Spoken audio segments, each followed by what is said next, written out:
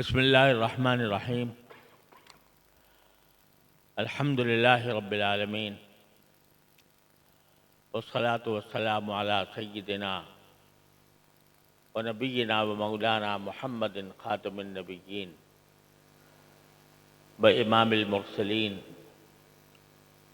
وعلی آلہ و اصحابہ اجمعین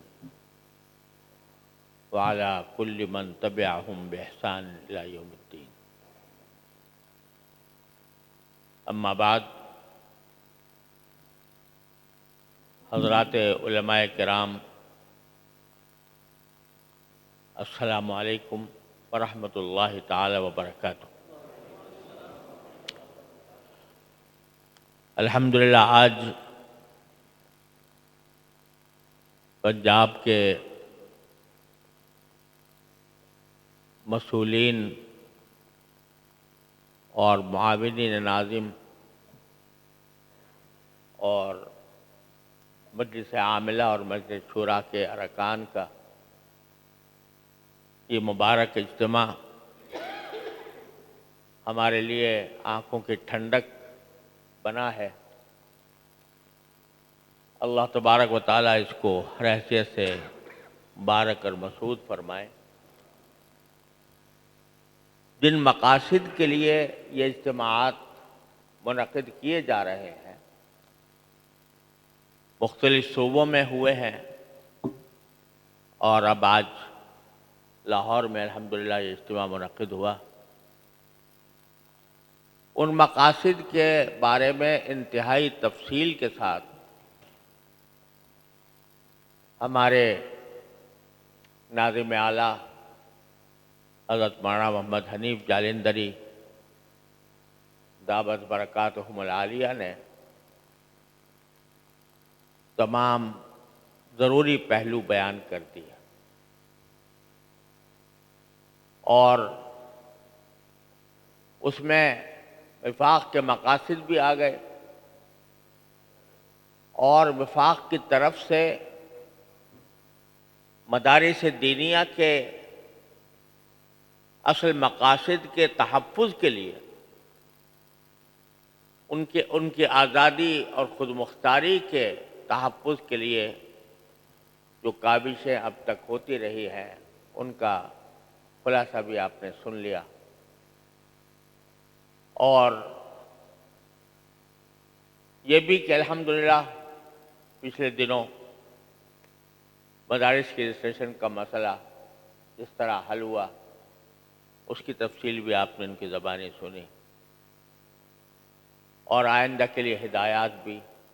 تو میں سمجھتا ہوں کہ اس کے بعد کسی اضافے کی ضرورت نہیں. لیکن ایک چیز میں صرف واضح کرنا چاہتا ہوں جس کا بکثرت ذہن میں لفظ اور خلط مبحث ہو جاتا ہے. وہ یہ ہے کہ ایک طرف ہم یہ کہتے ہیں کہ ہمارے مدارس کا اصل مقصود خاص طور پر قرآن و حدیث کے علوم کی تعلیم و تدریس ہے اور اس کا تحفظ ہے. ہم یہاں سے محقق داعی علماء پیدا کرنا چاہتے ہیں. یہاں سے ہم ڈاکٹر پیدا نہیں کرنا چاہتے، یہاں سے انجینئر پیدا نہیں کرنا چاہتے. اور جب کبھی یہ بات آتی ہے کہ فلاں ادارے کے فارغ التحصیل نے فلاں مناصب حاصل کر لیے، تو اس پر ہم یہ کہتے ہیں کہ بھائی مدرسے جو ہیں یہ مناصب حاصل کرنے کے لیے نہیں تھے. وہ کہتا ہے کہ فلاں مدرسے کے فارغ التحصیل نے فوج میں کمیشن لے لیا، وہ فلاں یونیورسٹی کا چانسلر بن گیا، فلاں انجینئرنگ میں فلاں مقام تک پہنچ گیا. ان کو مبارک ہو وہ منصب، لیکن مدرسہ اس کام کے لیے نہیں تھا.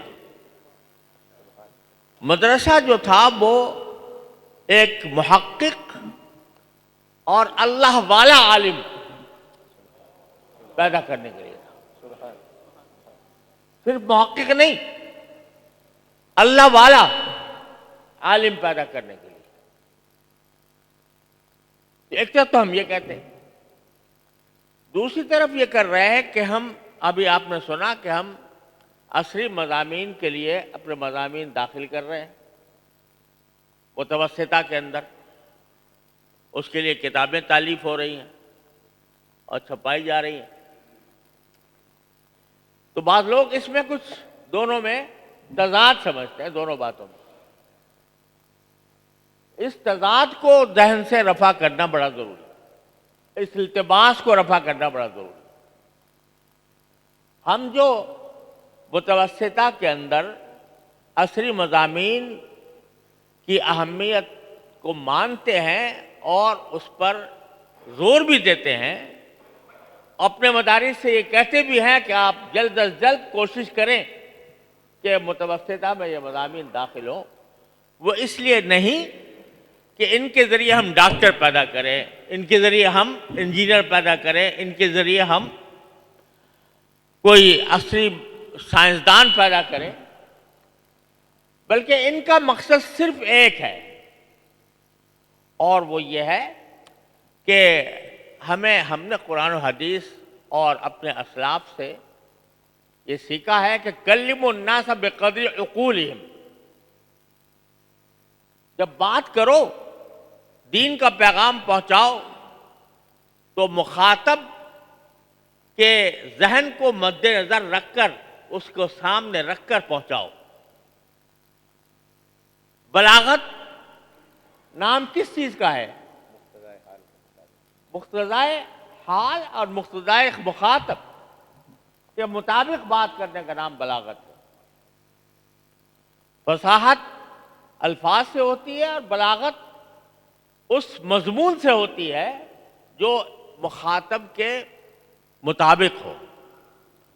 تو آج کی دنیا میں اگر ایک عالم جائے دعوت کا پیغام لے کر، دین کی بالادستی لوگوں کے ذہن میں بٹھانے کے لیے، تو اس کو مخاطب کی ذہنیت کا پتہ ہونا چاہیے. اس کو پتہ ہونا چاہیے کہ اس کے دل میں کس قسم کے اشکالات پیدا ہوتے ہیں اور ان کا حل کیا ہے. اس کے لیے ضروری ہے کہ یہ جو ابتدائی مرحلہ ہے پرائمری سے لے کر میٹرک تک کا، یہ معلومات اس کو اچھی طرح حاصل ہوں، تاکہ وہ لوگوں سے جب دین کا پیغام پہنچائے تو وہ ان کی زبان میں پہنچا سکے، ان کے اسلوب میں پہنچا سکے. وما ارسلنا من رسول الا بلسان قومہ. تو وہ زبان وہ صرف لغت نہیں، بلکہ وہ اسلوب اور وہ مزاج جو لوگوں کا بنا ہوا ہے، اس کے مطابق پہنچا سکے تو اس میں اس کا تاثر زیادہ ہوتا ہے. اور فقہا نے فرمایا من لم یعرف اہل زمانہ فہو جاہل. اس لحاظ سے بھی تو ہم وہ جو متوسطہ کے اندر پڑھانا چاہ رہے ہیں، جس پر ہم زور دے رہے ہیں، یہ آج کوئی نئی بات نہیں ہو رہی.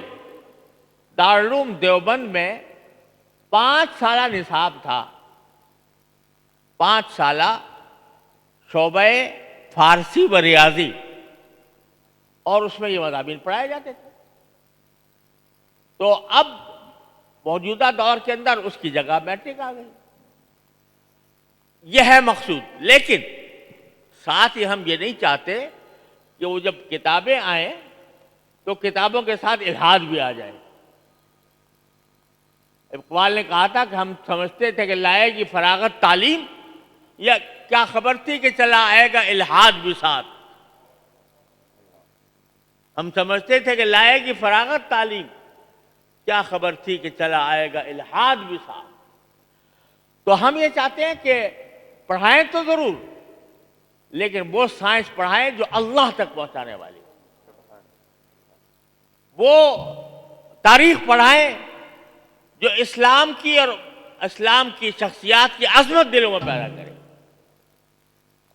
وہ ریاضی پڑھائیں جو انسان کو سود کی نفرت سکھائے, زکوٰۃ کی اہمیت دل بتائے. تو سارے مضامین جو ہم پڑھائیں وہ اسلام کے اور دین کے رنگ میں رنگے ہوئے. اس لیے ہم نئی کتابیں تیار کر رہے ہیں. نہیں ورنہ کتابیں تو موجود ہیں, لیکن نئی کتابیں اس لیے تیار کر رہے ہیں تاکہ یہ کتابیں ہمارے دین کے رنگ میں رنگی ہوئی ہوں. سائنس جو ہے وہ اللہ تعالیٰ تک پہنچانے کا ایک بہت بڑا ذریعہ ہے, اگر انسان اس پر صحیح طریقے سے غور کرے. تو سائنس کو اس طرح پڑھایا جائے جو انسان کو اللہ تک پہنچائے. یہ ایک کام ہے. دوسرا کام وہ مدرسے کا اصل میں نہیں تھا, لیکن دین کی ایک ضرورت بے شک ہے. وہ یہ کہ اس وقت جتنے محکمے ہیں, جتنے ادارے ہیں, اور چاہے وہ سول ادارے ہوں یا فوج کے ادارے ہوں, اس میں ایسے لوگ پہنچے ہوئے ہیں جو اس مغربی نظام تعلیم سے گزرے ہیں جس میں کہیں دین کا نام و نشان ہے نہیں.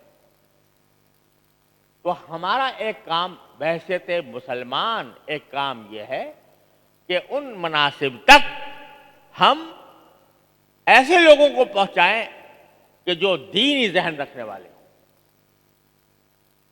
اور ان کے لیے ایسی تعلیم کا انتظام کریں کہ اس تعلیم کے ذریعے وہ اپنے فن میں بھی ماہر ہوں, باقی ڈاکٹر ہوں, باقی انجینئر ہوں, باقی سائنسدان ہوں, لیکن مسلمان ڈاکٹر, مسلمان سائنسدان, مسلمان انجینئر, یہ ایک دوسری لائن ہے کام کرنے کی. یہ جو مولانا نے ذکر کیا کہ اسکول, ہم کہتے ہیں مدارس سے بھی کہتے ہیں آپ اسکول قائم کریں, کالج قائم کریں, یونیورسٹی قائم کریں, لیکن وہ کالج, یونیورسٹی, اسکول جو ہے وہ ایک الگ لائن ہے. اس الگ لائن میں کام کرنا مدرسے کا حصہ نہیں ہے. وہ مدرسے کا حصہ تو صرف یہ ہے کہ ایک اللہ والا عالم محقق پیدا کرے, لیکن اس لائن سے ہم اسکول قائم کریں گے, کالج قائم کریں, یونیورسٹیاں قائم کریں, اس کے ذریعے ایسے لوگ تیار کریں جو جا کر زندگی کے مختلف گوشوں کے اندر بحیثیت ایک مسلمان کے خدمت انجام دیں. ان دونوں میں خلط نہیں کرنا چاہیے. یہ خلط مبحث ہو جاتا ہے بعض اوقات, تو اس کی وجہ سے غلط فہمیاں پیدا ہوتی ہیں. دونوں کام الگ الگ ہیں. جہاں تک مدارس کے تعلق ہے, مدارس سے صرف عالم پیدا ہوگا, مدارس سے صرف اللہ والا پیدا ہوگا, مدارس سے صرف متبع سنت عالم پیدا ہوگا. وہاں سے ڈاکٹر نہیں نکلے گا, وہاں سے انجینئر نہیں نکلے گا. جو اس سے یہ مطالبہ کرتا ہے کہ تمہارے یہاں سے کوئی سائنسداں پیدا نہیں ہوا, اس سے زیادہ احمق کوئی اور نہیں. لیکن ہاں ہم یہ ضرور چاہتے ہیں کہ ان اداروں کے اندر, ان مضامین کے اندر مسلمان پیدا ہوں. حضرت علامہ شبیر احمد صاحب عثمانی, شیخ الاسلام علامہ شبیر احمد صاحب عثمانی رحمۃ اللہ علیہ فرمایا کرتے تھے, ان حکمرانوں سے کہتے تھے کہ لوگ سمجھتے ہیں کہ ملا حکمران بننا چاہتا ہے. ملا حکمران بننا نہیں چاہتا, لیکن ملا حکمرانوں کو تھوڑا سا ملا بنانا چاہتا ہے.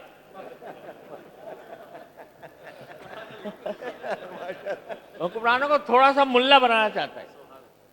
تو ہم جو ہے مدرسے کے اندر ہم ڈاکٹر اور ویسا پیدا نہیں کرنا چاہ رہے, ڈاکٹر اور قانون داں اور سائنسدان وغیرہ, لیکن وہاں تھوڑا سا ملا بنانا چاہتے ہیں کہ ان تعلیمی ادارے ایسے قائم ہوں جو اپنے فن میں ماہر بھی ہوں اور ذہنیت کے اعتبار سے ملا بھی ہوں.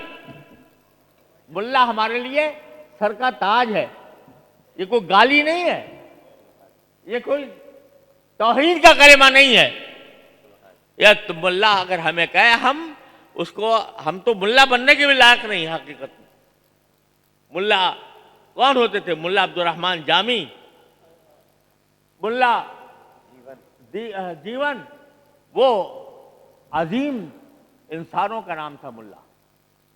تو ہم ان کو تھوڑا سا ملا بنانے کے لیے الگ کام کرنا چاہتے ہیں، کہ اسکول کالج کے ذریعے، مدرسے کے ذریعے نہیں۔ ہاں مدرسے والے قائم کر دیں الگ سے، وہ وفاق کا حصہ نہیں ہوں گے فی الحال، وہ وفاق تو صرف مدرسوں والوں کا ہے، اور صرف عالم پیدا کرنے کے لیے، ملا پیدا کرنے کے لیے۔ اللہ تبارک و تعالی ہمیں صحیح معنی میں ملا بننے کی توفیق عطا فرما دے۔ اور ملا کون ہوتا ہے؟ جس کے پاس علم بھی ہو اور اس کا ہر وقت تعلق اپنے پروردگار سے ہو، اللہ والا ہو۔ ہمارے حضرت والد ماجد رحمۃ اللہ علیہ فرمایا کرتے تھے کہ مجھے بڑے بڑے محققین اتنے نہیں چاہیے، مجھے اللہ والے چاہیے۔ مدرسے میں مجھے اتنے بڑے محقق نہیں چاہیے، مجھے اللہ والے چاہیے، جن کا تعلق ہر وقت اللہ تعالیٰ سے جڑا ہوا ہو، اور جن کی زندگی اللہ تبارک و تعالیٰ کے رضا میں ڈوبی اور بسی ہوئی ہو۔ اللہ تبارک و تعالیٰ ہمیں ایسا بنا دے۔ میں تمام حضرات کا تہ دل سے شکر گزار ہوں کہ وہ اس موقع پر تشریف لائے، جمع ہوئے، اور ایک اہم مقصد کے لیے جمع ہوئے۔ یہ ہمارا وفاق اللہ تعالیٰ کے فضل و کرم سے ایک نعمت ہے، اور اس میں باہم ملتے رہنا یہ انشاءاللہ ہمارے کاموں کے لیے ممد و معاون ہوگا۔ اللہ تعالیٰ آپ سب کو اس کا بہترین اجر عطا فرمائے، اور جو تجاویز آپ نے عطا فرمائی ہے انشاءاللہ ان کے اوپر پورا اہتمام سے غور کیا جائے گا۔ اور یہی در حقیقت مقصد تھا اس اجتماع کا، کہ تجاویز آئیں، کوئی بات سامنے آئے تو اس کے اوپر غور کیا جائے، اور جتنے قابل عمل باتیں ہوں ان کے اوپر انشاءاللہ عمل درآمد ہو۔ اور میں انتہائی شکر گزار ہوں آس اکیڈمی کے محترم حضرت مولانا منور صاحب کا، کہ انہوں نے اس اجتماع کے لیے بہترین انتظام فرمایا، اور نظم و ضبط بھی ماشاءاللہ اعلیٰ درجے کا، اور انتظامات بھی اعلیٰ درجے کے۔ اللہ تبارک و تعالیٰ اپنے رحمت سے ان کو اس کی بہترین جزا عطا فرمائے، اور اس ادارے کو دن دونی رات چوگنی ترقی عطا فرمائے۔ وآخر دعوانا الحمدللہ رب العالمین۔ اللہم صلی علی سیدنا محمد وعلی سیدنا محمد کما صلیت علی ابراہیم وعلی ابراہیم انک حمید مجید۔ ربنا ظلمنا انفسنا وان لم تغفر لنا وترحمنا لنکونن من الخاسرین۔ ربنا آتنا فی الدنیا حسنۃ وفی الآخرۃ حسنۃ وقنا عذاب النار۔ اللہم انفعنا بما علمتنا وعلمنا ما ينفعنا۔ اللہم انفعنا بما علمتنا وعلمنا ما ينفعنا۔ اللہم وفقنا لما تحب وترضى من القول والفعل والعمل والنیة والہدی انک علی کل شیء قدیر۔ ربنا آتنا من لدنک رحمۃ وہیئ لنا من امرنا رشدا۔ یا اللہ اپنے فضل و کرم سے، اپنی رحمت سے ہم سب کو اپنے رضا کی زندگی عطا فرما۔ یا اللہ ہماری زندگی کا لمحہ لمحہ اپنے رضا کامل کے اندر صرف فرما دیجئے۔ یا اللہ ہماری زندگی کا لمحہ لمحہ اپنے رضا کامل کے اندر صرف فرما دیجئے۔ یا اللہ ہمیں اپنے شکر گزار بندوں میں شامل فرمائیے۔ یا اللہ ہمیں اپنے ان لوگوں میں شامل فرمائیے جو آپ کے ساتھ حقیقی اور دائمی تعلق رکھنے والے ہوں۔ یا اللہ یا رحمان یا رحیم یا کریم ہمارے مدارس دینیہ کی حفاظت فرمائیے۔ یا اللہ ہم سب کو اصلاح فرمائیے، ہم سب کو سیدھے راستے پر چلنے کی توفیق عطا فرمائیے۔ یا اللہ بزرگوں کے دامن سے جڑا رہنے کی توفیق عطا فرمائیے۔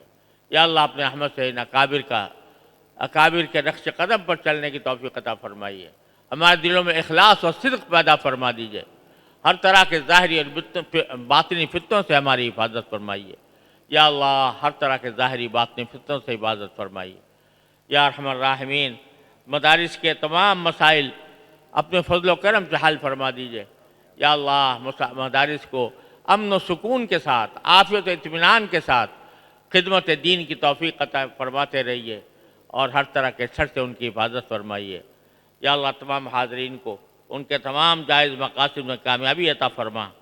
عبدالبر سکر گاہی رحمۃ اللہ علیہ کی دادی کا انتقال ہو گیا ہے۔ یا اللہ اپنی رحمت سے، اپنے فضل و کرم سے ان کی مغفرت فرمائیے، ان کو درجات عالیہ عطا فرمائیے۔ قاری عبدالرشید صاحب، مولانا قاضی عبدالرشید صاحب رحمۃ اللہ علیہ، جو ہمارے پنجاب کے ناظم تھے، ان کا بھی کچھ عرصے پہلے انتقال ہوا۔ یا اللہ اپنی رحمت سے ان کی مغفرت فرما، ان کو درجات عالیہ عطا فرما، ان کی خدمات کو قبول فرما، اور ان کو بہترین جزا، ان کے قربانیوں کی، ان کے کاموں کی یا بہترین جزا عطا فرما۔ ربنا لا تدع لنا ذنبا الا غفرته ولا ہما الا فرجته ولا دینا الا قضیته ولا حاجة من حوائج الدنيا والآخرة الا قضيتها ويسرتها يا ارحم الراحمين۔ ربنا تقبل منا انك انت السميع العليم وتب علينا انك انت التواب الرحيم، وصلى الله تعالى على خير خلقه سيدنا مولانا محمد وعلى آله واصحابه اجمعين، آمین برحمتك یا ارحم۔ ابھی انشاءاللہ اذان ظہر ہوگی۔